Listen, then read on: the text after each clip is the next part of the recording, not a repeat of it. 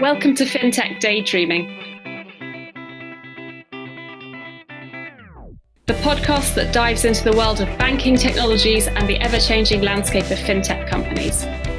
We bring you real-life examples from global and local thought leaders, as well as experts working within the financial industry, and seek out the best stories from the front lines of financial services innovation, where dreams of industry pioneers meet reality.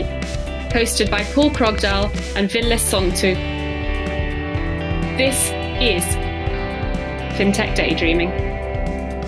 Hello and welcome back to yet another special and interesting episode of Fintech Daydreaming. Today we are going to take a little bit of a retrospective back to the fantastic Nordic Fintech Summit. Now I would like to say every year, but it hasn't actually been every year. It's been the last couple of years. We have been a part of the summit where we have run around, done some recording and spoken to some of the guests. We had a little bit of a change in agenda, process, flow this year around, a little bit because of mixes in agendas. I had to be in a different part of the world, but Ville was there. And so we figured out what we would do is pull all the key people together, have a little chat and take a review of what was interesting, what was exciting, and what was the highlight of this year. As always, I am Paul Krogdahl. I'll be your host for this episode, this special episode. But as always, I never do this without my wingman and favorite fintech guru, Ville. So Ville, how are you, my friend? I'm good. Recovering from the Fintech Summit, as you know, there's plenty of good talks, a lot of fun on stage, and of course we couldn't say Fintech Summit without the karaoke in the end. So I enjoyed it fully to the end, I could say, and it was definitely the best fintech event in Finland this year, I could say, at least for now. Fantastic. Did you partake in the karaoke? Oh, yes, I did, unfortunately. So there's some video evidence of me singing cha-cha-cha. So that's not going to be published ever anywhere. I can guarantee you that. Okay, we'll start the hunting on that one and see what we can find. So if anyone out there happens to have a video evidence of Ville singing cha-cha-cha, then we will reward you handsomely for a copy of that. Absolutely. Now, whether we will actually share it with all of our listeners or not, that will be something for us to decide later, but we would definitely like to see your video evidence of Ville doing his cha-cha-cha. But as always, when we are talking about events and experiences with our friends at the Helsinki Fintech Farm, we have Janne with us. And this time, Janne, you have brought with you your partner in crime, Ola. So how are you two guys? Good, recovering like Ville, but yeah, all good and happy to have the event finished and to be quite satisfied. At least the first feedback has been positive. What about you? And what was your song in the karaoke? I did actually a few. I started with ABBA and then also did classical Summer Wine with my colleague. Oh, fantastic. And Ola, this is actually the first time we've had you, or no, it's not. I think you've been on the podcast in the past. I need to double check this now, but you have been with us in an episode, haven't you? Might have been Janne actually only out of us. So I think this is the premiere for me. This is your premiere on the most fantastically best fintech related podcast in Finland, if not the Nordics, if not globally. I would like to know a little bit about you then. Who are you? Tell to our listeners, how do you fit into this wonderful world of fintech?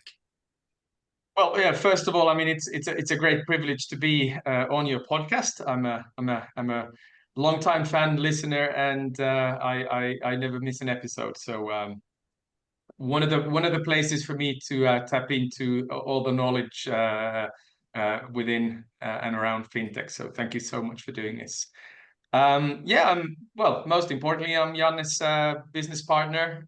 We've founded Fintech Farm 3 years ago, roughly but the whole journey has started more or less 8 years ago. So been working in the background for quite a few years, but then as the team has grown, I always kind of said that I'm not going to be the second or the third person employed by the company, but the fourth or the fifth. So that's what more or less happened. And yeah, very privileged to have taken on the role of agenda production from Janne. Janne's been doing it for many years, and it's not that I haven't done it before, but definitely was a bit of a crash course. I'm glad I made it in the end, and I managed to learn something and push some new things as well into this year in a form of, let's say, like piloting or testing some new elements for future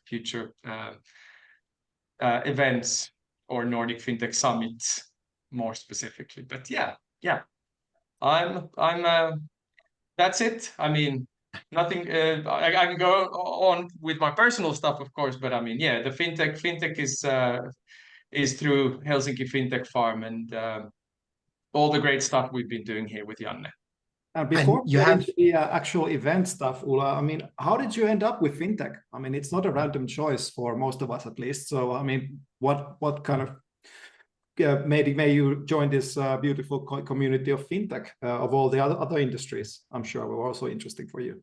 Yeah, I had actually a few in my previous work life. I had an opportunity to do some banking related events already in 2006, 2007, and so I was fairly and with my law background.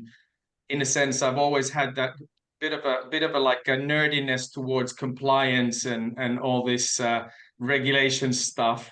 So I felt I've always felt closeness towards the industry because I think it kind of takes a lawyer to understand what working in a regulated industry is and how sensitive it all is. And you know, when everything essentially always boils down to somebody's interpretation of something. So even if there's hard law, there's a lot of soft law and hard regulation, soft regulation, which kind of is what the legal system, of course, is all about. But yeah, so that's kind of my background and yeah, with Janne back in the days, we started out with 2 verticals. And yeah, the fintech vertical. So PropTech was the other one. So we did like property technology, which is a very close relative to fintech because it all started out with like real estate fintech, PropTech. But then it just got mixed into a lot of construction and janitor level things as well, the whole PropTech scene. So and Janne did an excellent job with fintech, so it was easy to kind of choose to focus all eggs into one basket. Always, as all successful things with all successful things, you should always no, I guess we did try to, and this became the more successful one. But I also, I mean, it's of course thanks to Janne, but I think it's also very much to do with the industry and the people and the companies, and just again, and we can talk more about that, you know, from the perspective of the event. But yeah. I think I learned a new one there, which is interesting, that I'll take with me. It's all down to interpretation. I'm trying to think now. I understand why some banks struggle with AML and KYC. It's because they're down into the wrong interpretation. Precisely. Yeah, exactly. But actually, making a small little joke there, I'm wondering, Ville, do you have a joke for us this time? You know, we need to make sure that the listeners still get their joke. Yeah, so I was trying to come up with a joke that's somehow related to having a fintech event in Finland, and yeah, I failed, but I have something to say. I'm not sure it's a joke. Go for it. So why did everyone love the fintech event in Finland? I don't know. Because they knew the Finns would keep it Suomi serious.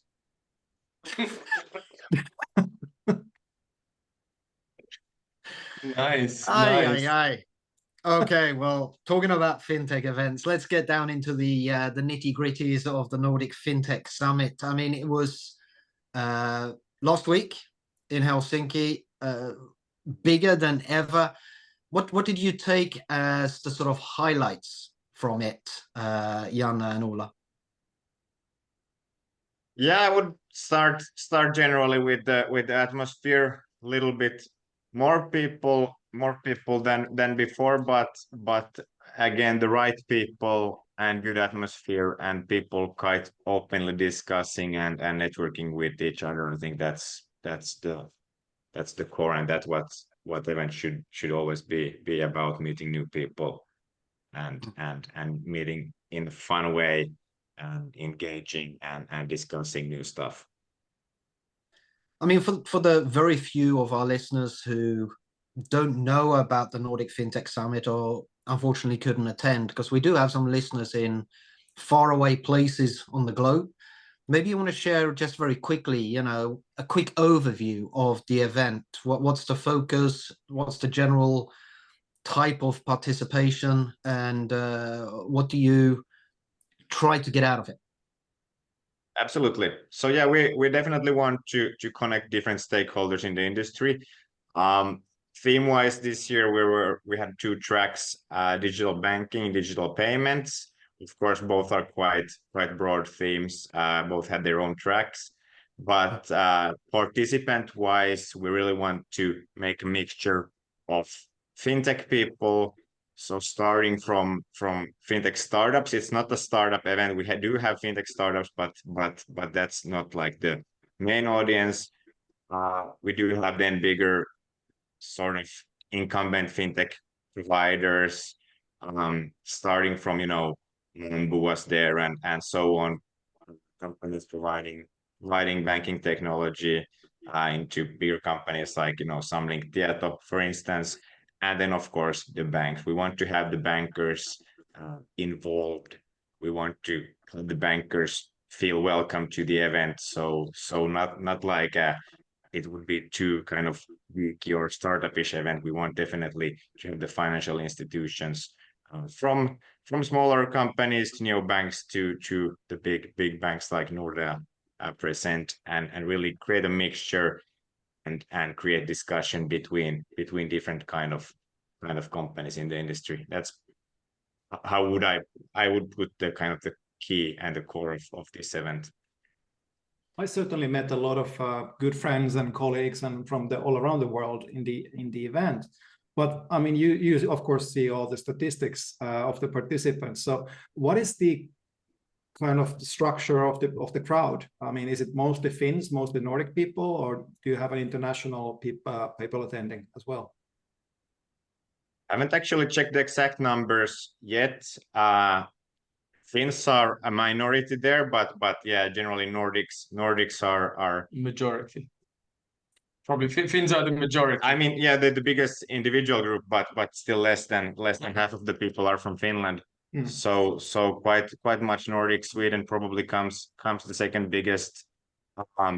Norway, Denmark, Baltics very active, but then also I think pretty decent amount of people from Central Europe, Germany, Austria, some people from UK. I think one guy flew over from Australia, but yeah, Northern Europe definitely is the main target group. You know, Paul and I, we have a lot of listeners in Australia for unknown reasons, I think. So maybe he was inspired, or he or she was inspired by that. We never know. Yeah. No, you never know. Another dimension that I see very often to these events and conferences, particularly when you look at the large ones, is certain conferences attract more vendors and fintechs to get together. Other conferences pull a lot more of the banking executives. Do you ever feel as to, you know, your balance between vendors, fintechs, and the banking executives? Yeah, sure. I've heard it in many other events. fintech salespeople come to the event to meet only other fintech salespeople, and nobody's very satisfied with that. So we try to, of course, have the bankers there and try to maintain a good balance that it's not just too many vendors selling, but also bankers, and that's something we really put attention on and try to keep the ecosystem healthy. Well, I mean, with any event like this, I mean, making sure you get the right participants, so you get the right speakers. You had some fantastic lineup of speakers this year. What goes into preparing for something like this? When do you start? Is it a whole year planning exercise, or do you start 3 weeks before? No, it's definitely a whole year, but there's always seems to be a little bit too little time, and of course it's a lot of sort of like must do stuff that take up a lot of time and resources, but then trying to push through some new elements and all that. With that you have to start really early on, because again you kind of start with an idea, and an idea needs to kind of formalize into something concrete and executable.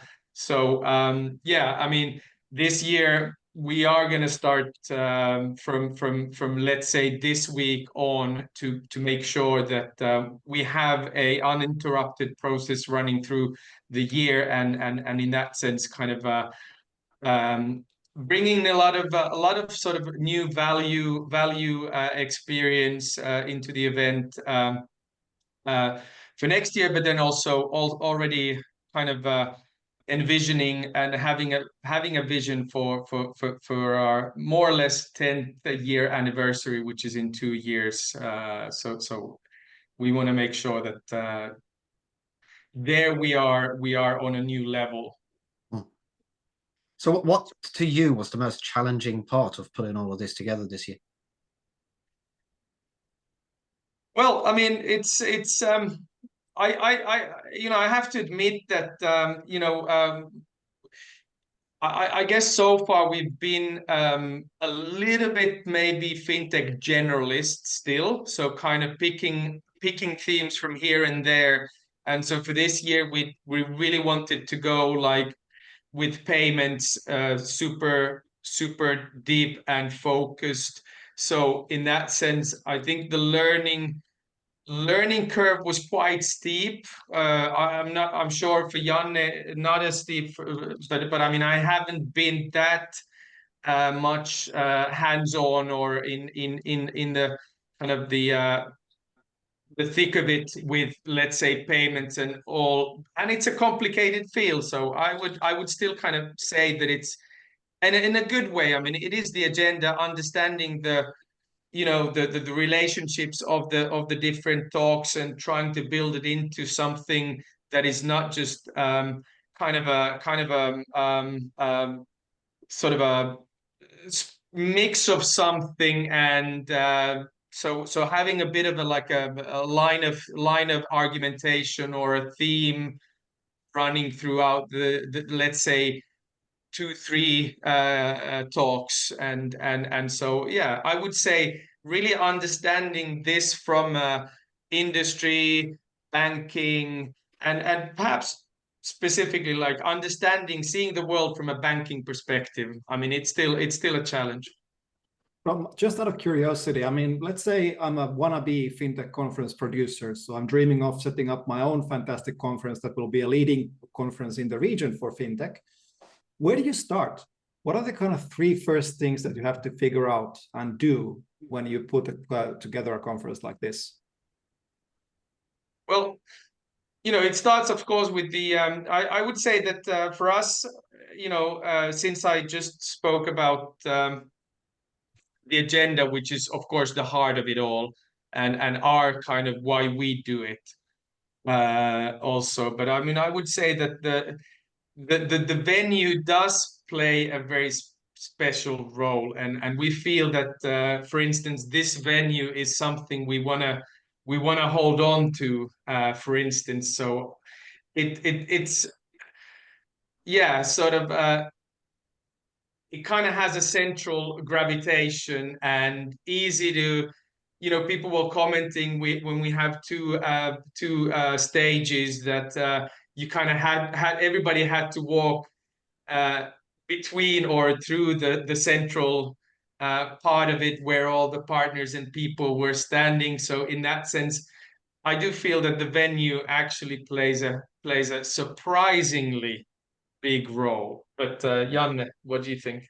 Yeah, of course. I mean, getting started with events is as usual in business, understanding the kind of customer needs. So kind of picking up the phone and calling people who you want there and ask them like what are the topics they are currently, spending their times to puzzle with. So finding the right topics and people they want to see, that's of course where it starts, and then you after that you see how you get the right people from both angles, and then you create the concept balance between networking, agenda, and so on. So, I always keep saying that anybody can do an event, but typically I would say that the real challenge comes with the second or the third. So if you can survive and have like a let's say like an upward trend, like an uninterrupted and kind of build on the previous year, and have in that sense the ability to let's say always work on two events. So the next one and the one after that is kind of the minimum requirement, and preferably even have a slightly kind of longer vision even. So I'd say like a vision, you really need to have a vision, kind of a clear idea, where you want to be in a couple of years with it. So to summarize, understanding the audience, who are you creating this event for, including the vision of long-term vision of the conference, should you want to do it. Then you need to have the agenda to cater for it, and then ultimately you also need to have a great venue that people want to come back to. So yeah, I think maybe that is the top three lessons there. By the way, smart move to put the coffee machines or the coffee kind of area all the way to the back of the event, so everybody had to actually walk through the entire area to get coffee, because everybody needs that coffee in the morning. So yeah, now I understand. It's that retail where you put the milk in the back. So indeed. I've actually got a question for you, Ville. Now that we've discussed a little bit around the themes and what was the focus this year, etc. The previous years that we've been to the summit, we've always sensed there's been an underlying core theme that's sort of run through everything. I know this year there's been a focus put on payments, but did you sense from the vendors that were there and the people that were there that there was an underlying sort of strong theme running? There is a handful of familiar vendors that we've already seen from the past years in the showcase area or the central area, but also some new ones there as well. So not repeating the entire lineup from previous years. So from that perspective, the vendor landscape looks familiar, but still refreshingly new. A couple of new players there as well. Now, but the interesting part was that like Ola mentioned, they had divided between two streams. So there were payments and banking. The banking stream was a lot about embedded finance, as you would expect, all the kind of new business models for banks. We had even some familiar faces from the podcast. So we had the CEO of Odax, Kelvin, exactly. So he was there talking about the journey of Odax and what does that mean from a bank's business model perspective. So again, a lot of familiar themes there. So I think this was a reflection on the overall banking themes, the digital banking themes that we've been seeing throughout the year, and I think it just makes perfect sense that we were talking about those same topics there. Other big part, payments. So as we know, especially here in the European Union, there's a lot of new regulation coming up, and that seems to be top of mind for a lot of the banking executives, and the fintechs are scrambling to make sure that they're able to help the banks to comply, and for their own parts where they're licensed also comply with the up and coming regulation, and understanding the possible business opportunities arising from new regulations and new ecosystem configurations, if you will. So that was the big theme of the second part. I found it almost like difficult to choose where to go. So I have to kind of go back and forth between the two streams, because there always seemed to be something interesting happening in the other place. And yeah, again, I think it was nicely focused between these two streams. Having 3 or 4 would have been perhaps too much. So again, between these two, it worked quite well. One thing I want to note, and this is actually something that I haven't seen to this extent in other events before, which is that the speaking slots and the panel slots were very short. So it seemed like almost intentional, that there is almost like this TikTok style things, having a kind of rapid fire of stuff coming, and then you could kind of never get bored with anything, because now nothing lasted for that long anyway. And maybe a question to you, Ola, Janne, then.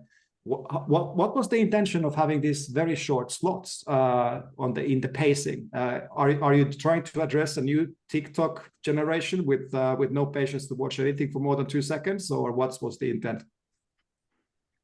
Well, I mean, I think it maybe like the primary intention there is to take a little bit of a build a differentiation towards, let's say, like a typical seminar. And in that sense, I do think that one value driver in larger events is in a sense to make it look big, and of course, it's always a challenge to fit in 60 people in one day. And so, but I mean, this, I mean, you I think you kind of picked up a very good sort of question there, because it's of course something that we want to work on and understand how to kind of evolve it. I mean, it's not something we want to like every year do exactly the same way. So I'm sure. Again, like starting this week, already start to build a vision. How do we want to run it next year, and potentially kind of land on a good format, something that in a sense makes it possible for us to onboard a lot of industry experts and professionals, but at the same time. Make sure that people have enough time on stage. So I think it's something we want to work on, definitely. Yeah. I think it's a very interesting topic, because it has its merits to have these very short slots, especially for a one-day conference. And there's a lineup of fantastic speakers, and all of the speakers you had on the agenda could probably fill like half a day. People would still be interested in listening to that. But I think that's a different conference. So again, choose your lane. And I think this is an interesting experiment, because again, I haven't seen such short slots in any other conference, at least lately. And yeah, it's good that you're experimenting. Yeah, one of the, let's say, the sort of the areas we want to try and Ville, from being at one of the panels, that kind of starting the discussion quite early to be able to continue the discussion at a later time in an online format. So also break up a little bit, because a lot of people still want to be, meeting people and discussing with people. So in that sense, how can we make sure that this event is not just kind of a unique opportunity to tap into these talks? So of course, recording all the sessions, but then also if there is a particular feeling that this discussion was too short and this needs to be kind of have an episode 2, then invite the people back and again do it online and record it and make sure people get the opportunity to kind of listen and get enough of that theme discussion. So for those of us who unfortunately couldn't attend, when you're talking about short sessions, do you want to give us an indication here of what sort of length the average session was? 15 minutes would be the average. 15 minutes would be the average. That's actually quite impressive. Yeah, but there is this year there was a few 10 minutes even, but 15 was typical, and then also some 20 minutes. Then a few panel intros also were just like 5 minutes brief intro before going to the panel discussion. Yeah. And then if we knew that there was a presentation before a panel that really kind of was touching upon and was more or less about the same topic as the panel, then we even kind of shortened those presentations into like smaller introductions into the panel, so that there wouldn't be like repetitive and more that the panel could then discuss, the different things raised in the introduction, but one person wouldn't just be dealing with it by him or herself, but rather together with the panelists. But so with what sort of sounds like almost a rapid fire event here, with lots of things happening very quickly, there's a lot of room for error. So with the whole day, with everything that was going on, what was the biggest challenge for you guys? What was the worst close call, or I'm not going to swear, but the biggest F up? Yeah, I mean, I think there was, I think there literally was just one F up, and that was actually a presentation that was not uploaded onto the drive with the technical staff. So we somehow missed one presentation, but so that's always a it's painful, but yeah. So how did you recover from that one? How did you recover from it? Well, I mean, of course, I mean, we're talking very, very much and understanding and figuring out ways how to potentially recover and do like a repeat perhaps during the day. So we even discussed like, okay, should we do a rerun and somehow figure out how to reshuffle a little bit? But then it's all, of course, I mean, again, sometimes also you have to understand, and it's not always easy to I think so one of the big challenges is definitely communicating with speakers, because you kind of speakers tend to perhaps even put too much let's say attention and focus into the presentation, but the audience is really there to listen. So whatever you have on a presentation in the background does not really change let's say the output on the stage. So I think from that point of view, you could even go into we could be really brutal with speakers and say like send back presentations and say, no, this not this, send us a few pictures or something. So again, people put a lot of text and so on. But of course, I mean, in like afterwards, we send the presentations. So of course, it's good to be informative. But I guess having a presentation, one for the stage, and then one to be sent to attendees after the event. Yeah, I think it's especially true in a format like this where you only have 10 to maximum 20 minutes on stage. The content on your slide actually doesn't really matter. The old saying that people rarely remember what you say, but they will always remember how you made them feel is very true in this short format, I think. And yeah, I think the best presentations during the day were definitely ones where you listen to the speaker and there was maybe some high-level images, few sentences on the slides, and I think that works best in a format like this.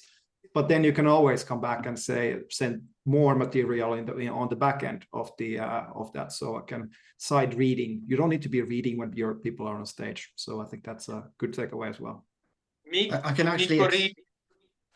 Mikko Riikkinen, one of our stage hosts, had a good suggestion that you could surprise speakers by when speakers send their presentations, always delete the 2 first slides and then have them recover from that on stage. And that sounds like a recipe almost for a disaster. But back to what Ville was saying there with having good speakers and people coming for the experience, etc. If we're honest, from a podcast perspective, Ville and I are always amazed at some of the people we end up having as guests on the podcast. It becomes difficult sometimes to pick who has been our favorite, although we try and summarize it after each season. From your perspective, having gone through all of this, who was the highlight for you to get to attend as a speaker this year? Well, I mean, I'd probably have to say Kelvin Tan, since, I mean, he came from Singapore in the morning and left back in the afternoon. Wow. That's freaking commitment. That is actually quite good. Yeah, so you just want to go and hug people like this. It's sort of unreal. But yeah, so sending out a lot of love to Kelvin and super appreciative. But of course, you don't want to start in that sense comparing, and so it's a full day, and I think we hit a lot of good progress in some of the KPIs, kind of validating some of the new stuff we did, and it's still a package. It's still kind of, you can't pick one out of the pack, and it also comes down to this industry largely. I mean, it's very difficult to find, let's say, banking or fintech keynotes. And Ola, I know you did say my name because you didn't want to make it seem too biased. So that's precisely. But I think actually the more in this industry, although I mean it sounds like an obvious sort of like a B2B industry comment, but it's also a lot down to what company you are representing on stage. And so having the right companies, the right mix of companies on stage, I think is the kind of the ultimate design challenge. Unfortunately, as always, we're starting to run out of time. We move ahead in discussions that we never want to end on. But what's next for Helsinki Fintech Farm? I mean, you've now done the Nordic Fintech Summit. What's the next event that's on your agenda? Well, next bigger event is we have the banking forum, Nordic Banking Forum, coming on 28th of November. So compared to the summit, it's quite much more focused event on the banking executives, a little bit less techy and more also putting attention on the economics, ESG, banking business models, and so on. But then otherwise we have things going on every month, so monthly afterworks and some trainings, webinars, and so on. So things are happening all the time. Yeah, Absolutely. the digital, we have been building this digital banking academy for some time, and it's kind of taking on a new chapter. So I think a lot of online digital stuff is going to emerge. So also transitioning more into a sort of a virtual digital event format on some stuff. So not Fantastic. just physical Helsinki. Yeah, that's wonderful. Fantastic. But for our listeners out there who want to know more, who are interested in continuing the discussion, Janne, where can our listeners get in contact with you? So our website, of course, helsinkifintech.fi. You can also subscribe there for our newsletter and regular updates, but then also LinkedIn, Helsinki Fintech Farm. You can follow us there and get weekly updates as well. And you can always get in touch directly with me and Ola as well. Yeah, LinkedIn definitely. I mean, I think yeah, I've cut down all my social media down to one. Fantastic. And Ville, if people want to get in contact with you? Same place, LinkedIn. And as I always say, I'm still on X, but I don't follow it too much. So LinkedIn is the best place. And for me, exactly the same. I am on LinkedIn. I am on Instagram. I do have an X account, but infrequently go and look at it. But as always, you can find us on our website, fintechdaydreaming.com. You can find us on LinkedIn, and absolutely you can find us on YouTube. Got a little favor to ask, as always. If you have enjoyed this episode and thought it was interesting, hit the like button, hit the subscribe button, and recommend us to 2 of your friends. Only 2 of your friends. That's all we ask. And then slowly but surely we'll continue growing. And we will be back with another episode. We are starting to come to the end of this season, but we've still got some interesting things lined up before we all break off for a well-deserved summer vacation somewhere in this world. But until then, we will bring you more. So another episode in 2 weeks' time. Until then, this has been Fintech Daydreaming. This is Fintech Daydreaming.